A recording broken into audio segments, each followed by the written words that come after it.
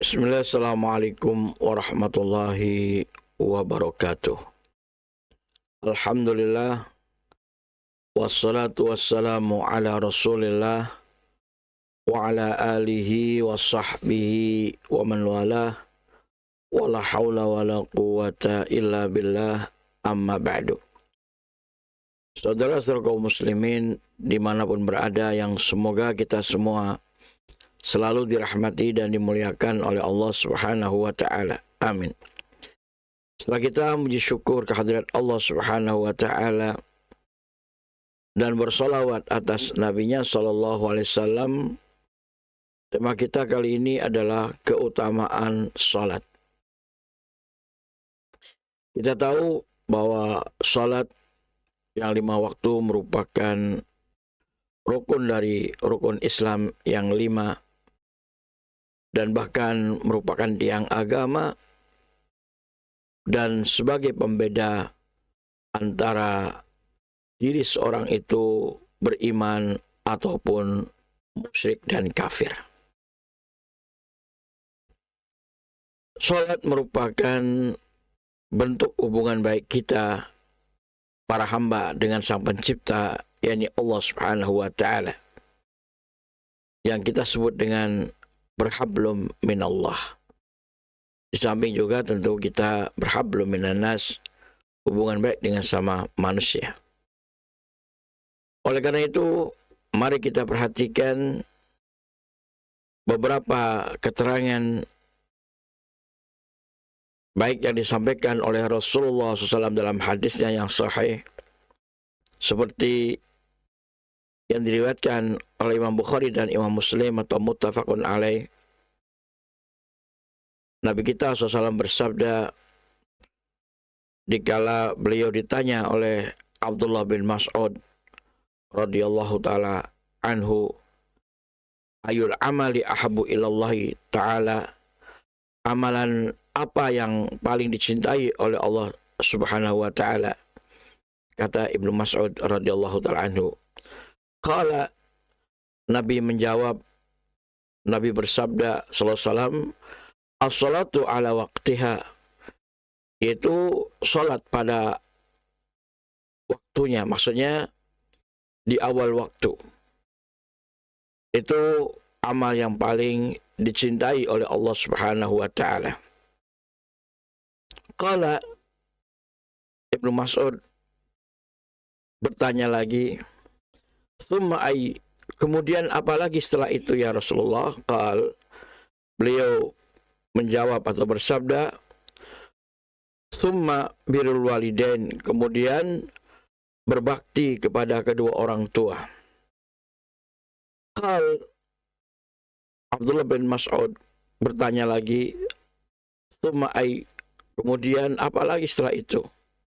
Qal, Nabi kita SAW menjawab dengan sabdanya, al-jihadu fi sabilillah, yaitu berjihad di jalan Allah Subhanahu wa taala. Qal, Abdullah bin Mas'ud berkata lagi, haddatsani bihin, beliau SAW menceritakan kepada diriku dengan itu semua, walau istazadtuhu lazadani, dan andai kata saja aku menambahkan lagi pertanyaannya, niscaya beliau pun akan menambahkan lagi keterangan untuk diriku. Nah, di sini menunjukkan bahwa amal yang paling dicintai oleh Allah Subhanahu wa taala, yang paling pertama dan paling utama adalah mengerjakan salat tepat pada waktunya atau di awal waktu.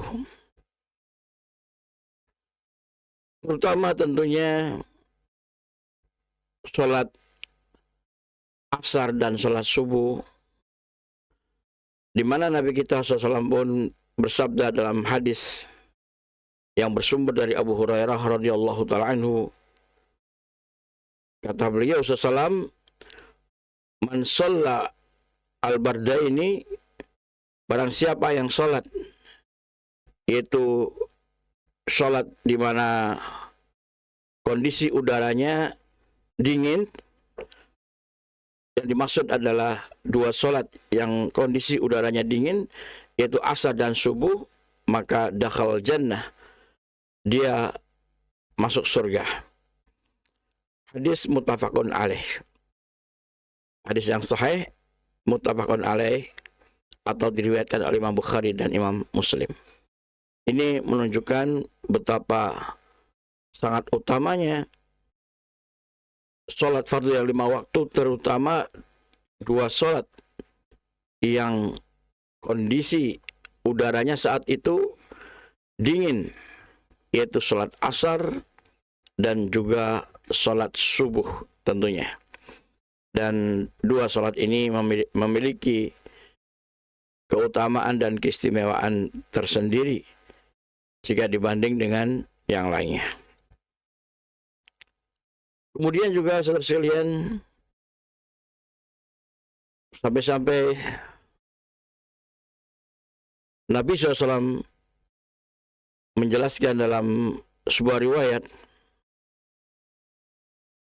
yang bersumber dari Abu Hurairah radhiyallahu ta'ala anhu, kata beliau sallallahu alaihi wasallam, "Idza qala ahadukum amin," apabila berkata salah seorang di antara kalian, yaitu amin, mengaminkan bacaan Al-Fatihah dari imam, yang mana amin ini maknanya adalah Allahumma istajib, ya Allah kabulkanlah. Wa qalatil malaikatu, sedangkan para malaikat juga berkata, fis sama, yang ada di langit, amin, dengan ucapan yang sama, yaitu amin.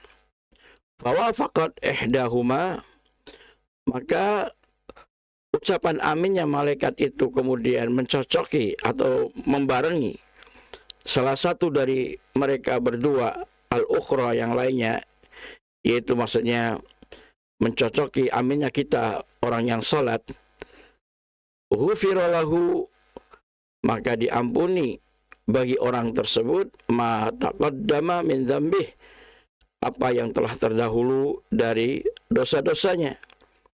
Jadi ucapan amin manakala kita sholat berjamaah di belakang imam, tatkala selesai membaca waladdallin, kita katakan amin.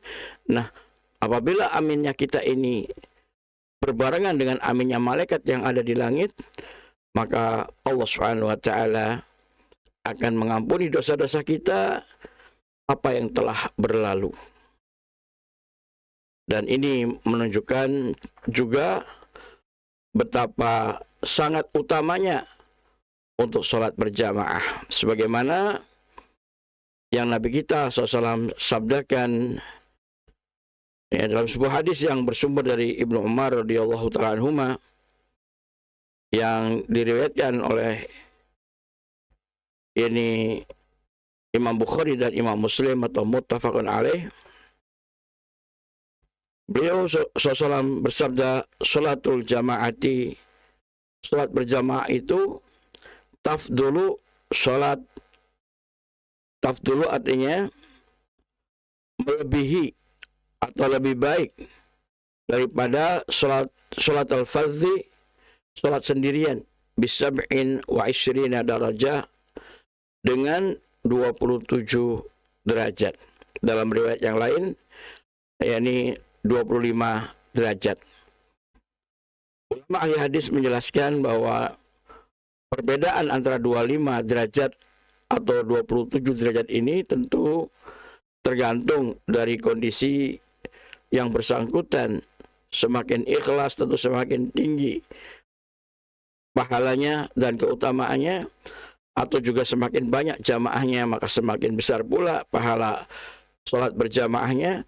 Dan kisaran minimalnya 25 derajat dan tentu maksimalnya adalah 27 derajat. Itu perbandingan dengan sholat sendirian. Dan di sini juga menunjukkan bahwa sholat berjamaah itu jauh lebih utama, bahkan berlipat-lipat derajatnya sampai minimal 25 dan maksimal 27 derajat. Nah, di sini sekalian, tentu bagi kaum lelaki, sholat berjamaah di masjid merupakan kewajiban, kecuali kalau ada uzur syar'i, apa itu sakit misalnya, atau hujan, atau ada sesuatu bahaya manakala dia pergi untuk sholat berjamaah. Maka di situ namanya uzur syar'i. Adapun bagi lelaki dewasa yang sudah balik, yang sehat dan mukim, maka tidak ada alasan untuk tidak sholat berjamaah di masjid. Dan bahkan Imam Syafi'i rahimahullah ta'ala mewajibkan sholat berjamaah bagi kaum lelaki di masjid berdasarkan firman Allah Subhanahu wa ta'ala di surat Al-Baqarah, warka'u ma'araki'in, dan rukulah kalian semua bersama orang-orang yang ruku. Artinya sholatlah kalian bersama orang-orang yang sholat, yaitu berjamaah di masjid. La sholata li jalil masjid illa fil masjid, rawahu Muslim. Ya, tidak ada sholat bagi tetangga masjid kecuali di masjid. Ini tentu bagi kaum lelaki. Adapun kaum wanita, maka afdalnya mereka itu sholat di rumah walaupun sendirian daripada sholat berjamaah di masjid. Wanita lebih utama sholatnya di rumahnya.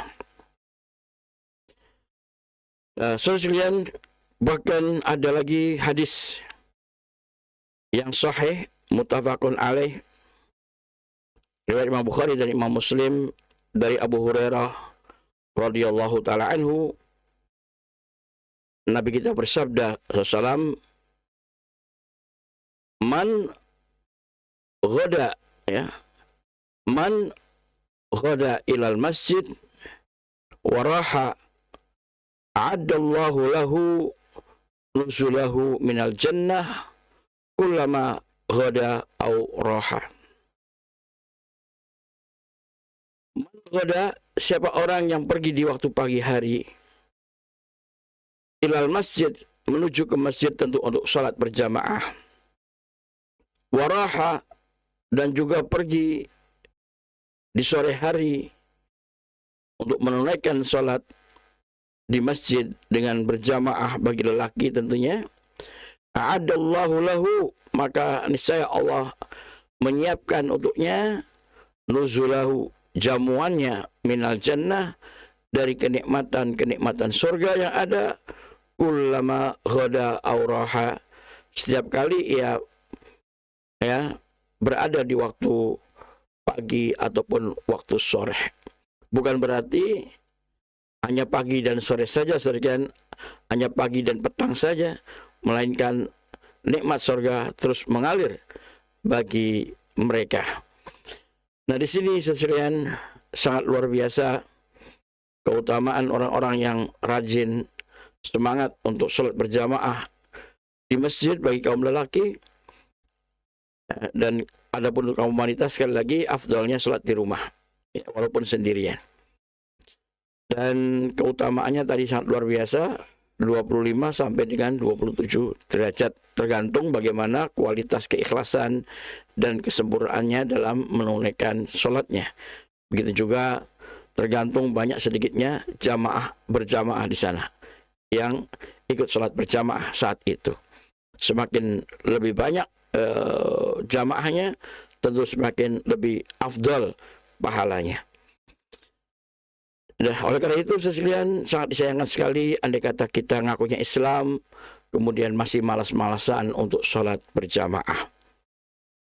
Ya, naudzubillah min dzalik, padahal sholat itu sangat menentukan, dan bahkan nanti di akhirat, ya, yang pertama kali dihisab dari seorang hamba adalah tentang sholatnya. Jika sholatnya baik, maka amal perbuatan yang lain akan dianggap baik. Jika sholatnya tidak baik, tidak bagus, maka begitu juga akan dianggap amal perbuatan yang lainnya tidak bagus. Oleh karenanya, kita sebagus mungkin dalam menunaikan ibadah sholat dan sesempurna mungkin, agar kita betul-betul bahagia manakala dihisab oleh Allah Subhanahu wa taala. Amin ya rabbal alamin. Demikian wallahu taala alam wa sallallahu ala Muhammadin wa ala alihi wa sahbihi ajma'in.